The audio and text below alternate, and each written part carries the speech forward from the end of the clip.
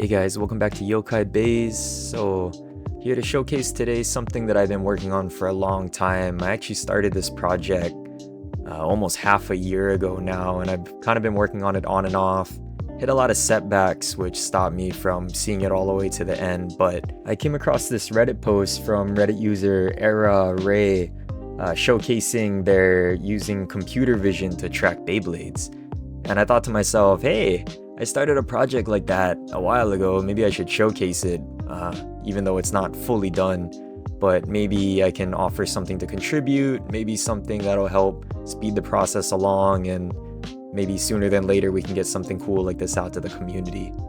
So what we have here is basically my prototype for a Beyblade XR Stadium.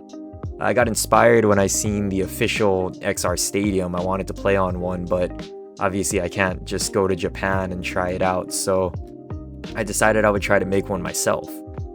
To my understanding, the XR Stadium uses magnets in the stadium to track where the Beyblades are, to display like the animations below, which is something I don't have access to. So I went ahead to try and use machine vision, machine learning, basically AI, to track the Beyblades in real time in the stadium. So you can see it running here in the background. Basically what it's doing is it follows the Beyblades around the stadium, and when they cross into the over extreme finishes, displays a video showing what kind of finish it was. There is also functionality for burst finish. I'll show that a bit later in the video. Spin finish does work, but I haven't quite dialed in the correct amount of time for the bay to stop spinning, where it also doesn't trigger false positives and show a spin finish when the bays are actually still working. There are a few times also, like you'll see in this clip right here, where it's an extreme finish, but the camera didn't pick up, or it was outside of the detection zone and the extreme finish video didn't correctly work. You also notice that if you watch the trails on the Beyblades in the bottom right hand corner, you'll see it jump erratically every once in a while. That comes from the camera picking up small debris or pieces around the screen that it's falsely detecting as a Beyblade. I probably could have cleaned the side of my stadium and flipped that non-slip mat over to prevent that, but I already recorded all the B-roll for this, so I'm not going to go back and fix it now. It'll probably work better if I adjust that later. I'll just go ahead and throw out there now that I don't know anything about coding or software development. This was entirely done with help from ChatGPT, and I literally vibe coded my way all the way through this project to where it is now. I didn't even have any kind of Python environment installed on my computer prior to starting this project, so there was a lot of learning from me, which probably is why it took so long. I'm sure someone with knowledge could have done this in maybe a day or two, but here we are. The endgame goal for this project is for that overlay that you see in the bottom left corner to be displayed on a screen and put under a clear stadium like the CX starter stadium. I actually got the idea from one of the Japanese Beyblade YouTubers that I follow. I Am Man did something similar with a TV under his stadium, but he was using like Streamlabs or OBS to display the different types of finishes underneath. So I thought I could take it a step further and have everything run automatically.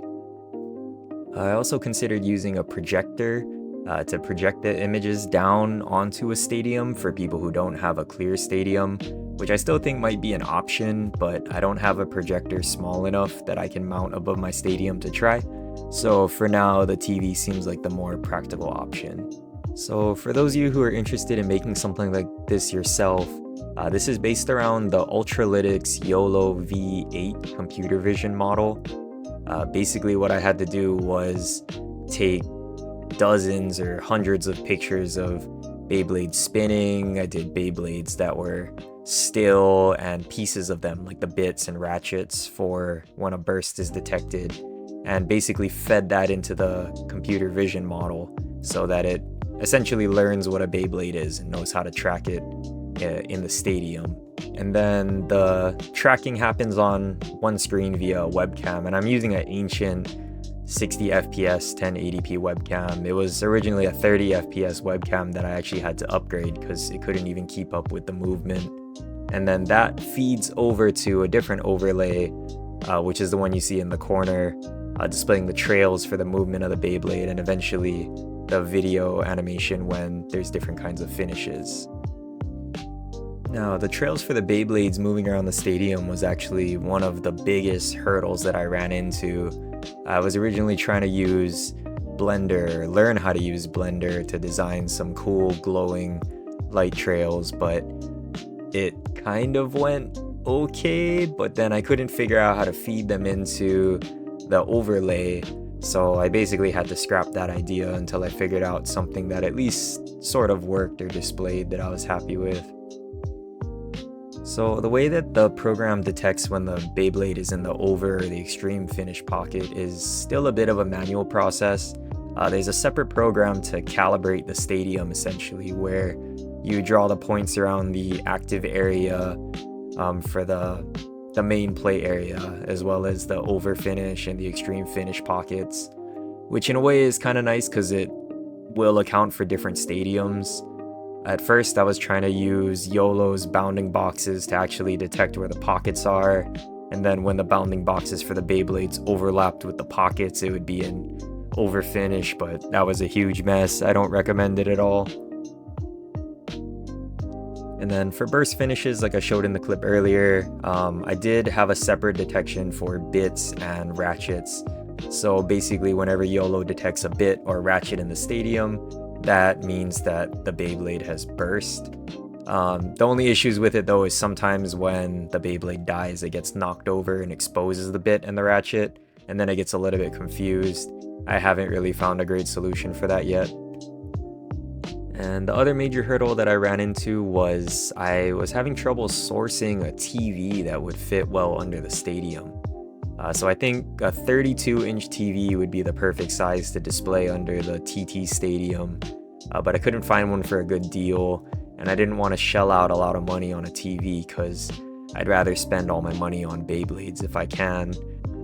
So my next steps for the project are to make sure I get bursts working really reliably, get spin finishes working reliably.